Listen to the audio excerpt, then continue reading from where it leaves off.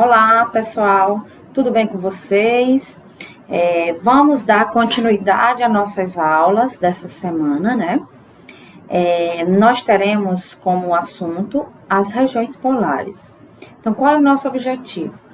Essa semana nós vamos conhecer as características das duas regiões polares, a região ártica e a região antártica, conhecer um pouco as características dessas duas regiões, entender as atividades econômicas que são desenvolvidas nessas regiões e também algumas consequências que podem ter decorrente da ação humana nas regiões tanto ártica quanto antártica, tá certo? Então vamos lá para nosso assunto de hoje. Aqui nós temos a região ártica, né? Então, o Ártico é a região que se encontra próxima ao Círculo Polar. É considerada uma das regiões mais frias do planeta, né? A região do continente ártico, né, da região ártica, abrange cerca de 21 milhões de quilômetros quadrados e 65% de toda essa área é formada pelo Oceano Glacial Ártico. Os 45% restantes do território são constituídos por ilhas, além de parte de continente situada no extremo norte, onde se encontram áreas territoriais que pertencem a vários países, como é o caso dos Estados Unidos, do Canadá, da Noruega, Suécia, e a Finlândia e a Rússia.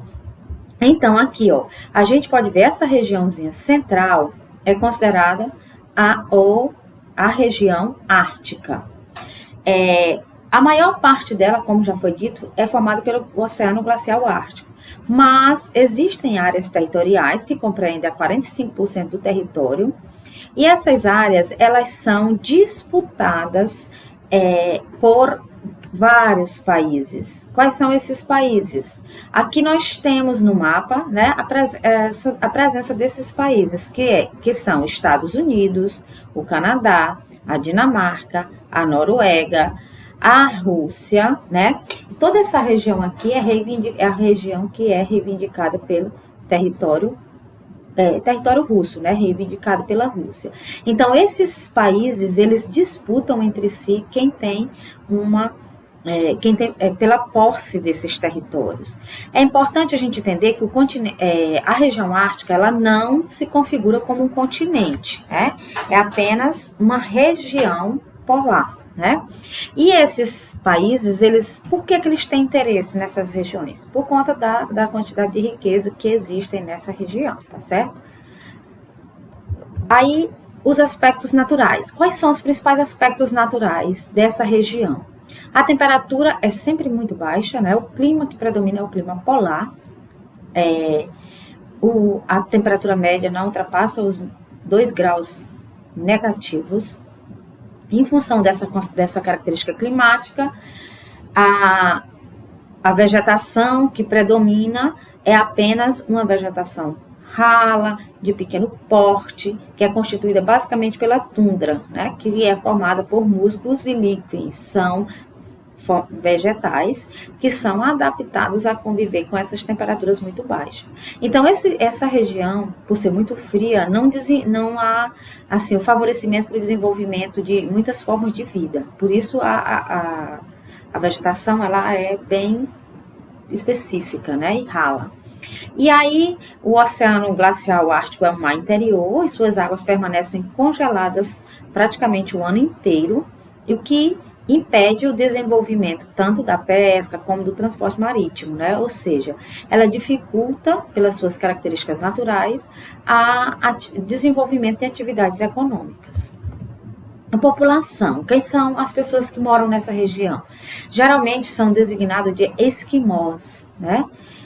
As pessoas que vivem nessa região ártica, também, como no Alasca, na Sibéria, na Groenlândia, né, eles são chamados de esquimós.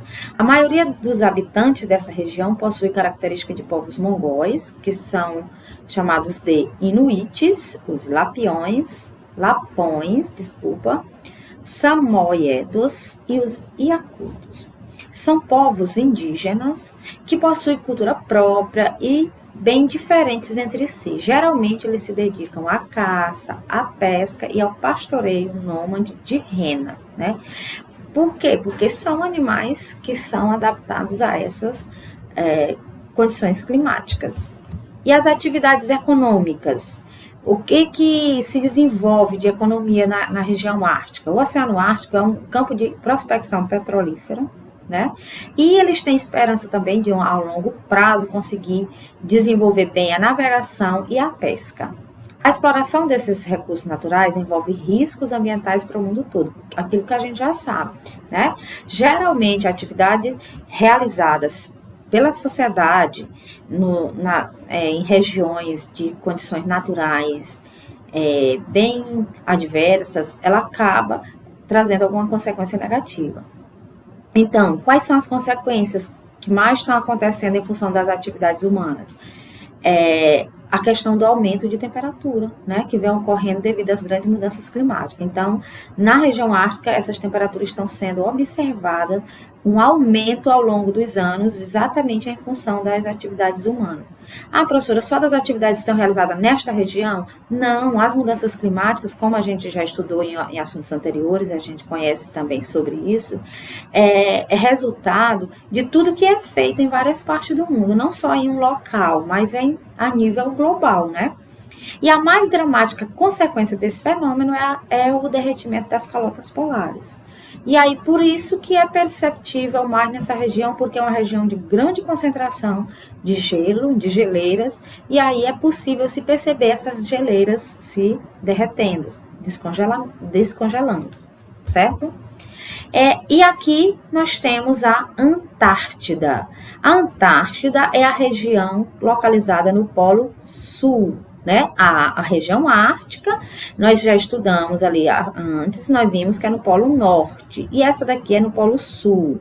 Então, a região antártica é considerada como um continente, diferente da região ártica. Então, toda essa área aqui que compreende a Antártida, ela é considerada como um continente. Ah, professora, mas por que um continente? Porque, embora na Antártida não há o desenvolvimento, fixação de um tipo de sociedade, mas existem várias pessoas que moram lá realizando pesquisas científicas, né? Em função disso, alguns estudiosos decidiram que ele pode ser considerado como um continente. Então, a Antártida é considerado um dos 6 continentes do mundo.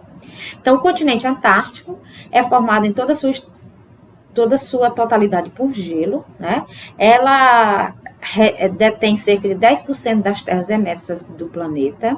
É o mais meridional dos continentes, ou seja, é o continente mais ao sul, como eu disse, fica no Polo Sul, né? E tem uma área de 14,4 milhões de quilômetros quadrados, é o 5º maior continente do mundo. Ele ainda é maior do que o continente Oceania. O continente Antártico é maior do que o continente Oceania, né? Para a gente entender como ele é grande.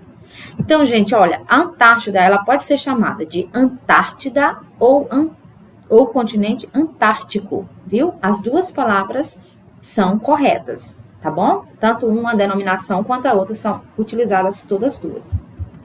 Aqui nós temos alguns aspectos naturais da Antártida.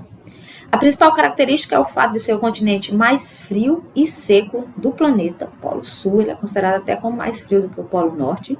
As temperaturas médias, né, na região central do continente variam entre menos 30 e menos 65 graus. A menor temperatura do mundo já foi registrada nessa região, que foi menos 85 graus Celsius.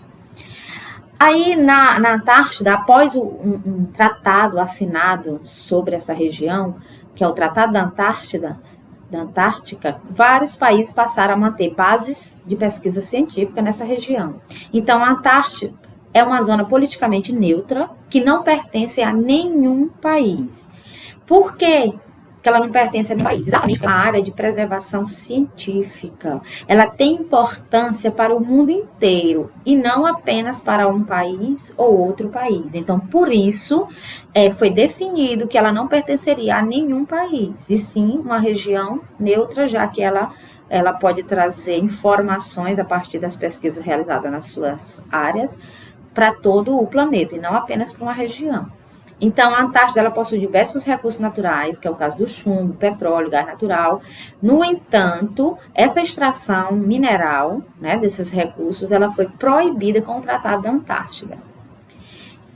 Devido a essas condições climáticas também, muito fria, muito seca, desenvolve apenas na região a vegetação da tundra, a assim como na região ártica, né? Que é os musgos, os líquens e plantas inferiores, ou seja, plantas que não têm desenvolvimento de grande porte, são pequenas formações vegetais. É importante a gente entender essas características climáticas, com a relação das características climáticas com a vegetação. Vocês já puderam perceber, em várias aulas que a gente vem estudando, a gente percebe que cada região do país que tem um determinado tipo climático, ela vai desenvolver um determinado tipo de espécie. Isso aí é uma coisa totalmente ligada à outra.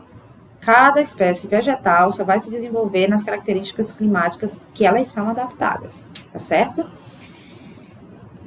A atividade científica, né? Então, a atividade científica na Antártida, ela ganhou importância principalmente a partir do século XX, onde várias expedições começaram a ser realizadas. Em 1956, a atividade exploratória voltou a ser praticada. Inúmeras expedições foram montadas, teve início uma nova corrida pela Antártida, com vários países querendo controlar e explorar o continente.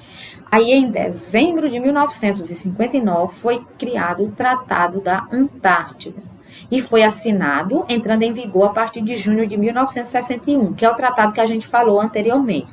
Qual é o objetivo desse tratado?